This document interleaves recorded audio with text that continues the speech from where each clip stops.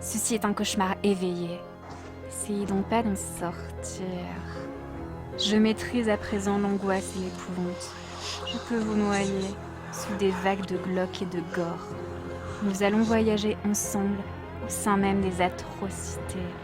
Bienvenue dans les récits nécrosés. Cauchemar prémonitoire.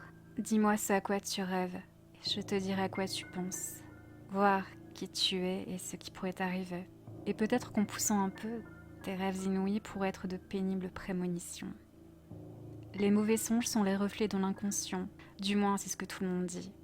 Il paraîtrait même que les rêves seraient juste le condensé de ce qui arrive. Rien de plus normal. Je n'ai pas d'opinion là-dessus.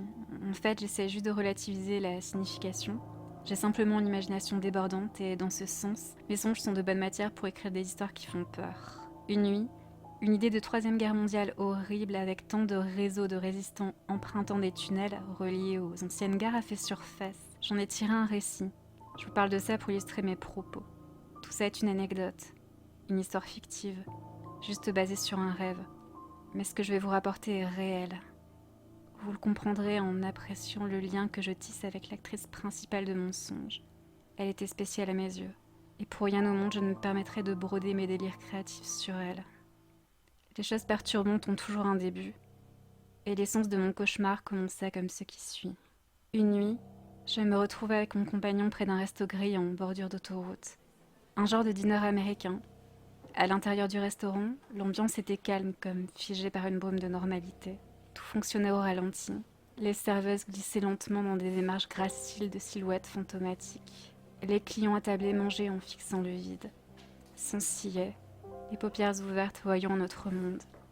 Seules les mâchoires mastiquées bougeaient. Nous nous installions à une table libre et passion commande. Soudainement, une vieille dame cachée sous la table surgit. La scène était sordide. La femme âgée avait des dents verdâtres en mauvais état. Ses cheveux poivre et sel grouillés de larves de mouches. Une nécrose faisait tomber ses seins en lambeaux de chair rongés par des vers. Ses bras et jambes étaient des branches de bois sèches et mortes.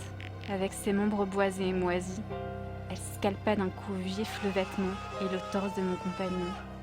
Des gerbes de sang et du derme atterrirent dans les assiettes pendant que des bouts de tétons volèrent vers les verres posés sur la table.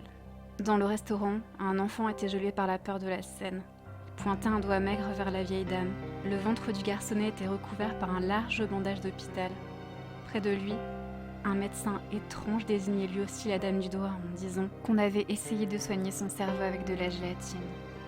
Bien que je me mis à fuir le sommeil, le mauvais rêve ne me lâcha pas et se développa en moi. Selon vous, rien de surnaturel, peut-être un peu loufoque et sordide, mais rien de plus. Pourtant, il n'y a rien de plus paranormal et flippant que de voir ses proches hanter inlassablement ses songes. Et quand la fiction devient réalité, nous n'avons plus qu'à angoisser si les choses se réalisaient. Ce cauchemar crojeta carrément ses crocs sur ma carcasse. Cabinet castrateur cadenassé, Cécilia, c'est cette chose. De vous à moi, je précise les choses. Cécilia, le prénom de ma grand-mère. Le cabinet castrateur, le lieu de ses futurs rendez-vous médicaux. Cécilia, c'est cette chose. Mon Dieu, je vous ai vraiment dit ça. Je vous parle en des termes abstraits pour fuir ma réalité. Car ma chère grand-mère, Cécilia, rejoignait de plus en plus mes mauvais rêves. Elle se substituait à la vieille dame aux jambes et bras décharnés. Elle devenait elle. Elle était elle. Progressivement, ses bras devinrent normaux, si ce n'est anormalement maigres. Le bandage du garçon du cauchemar fut le bandage de la vieille dame, de ma grand-mère. Il couvrait sa poitrine pourrissante et ensanglantée. Le garçon n'en était pas un. Le garçon était une fille. Et la fille était moi. Les analystes vous disent que les rêves sont surtout des condensés de vos journées passées, sans préciser que les jours passés peuvent être des journées futures, et qu'un condensé pour eux est une réalité. Vous vouliez de l'épouvante?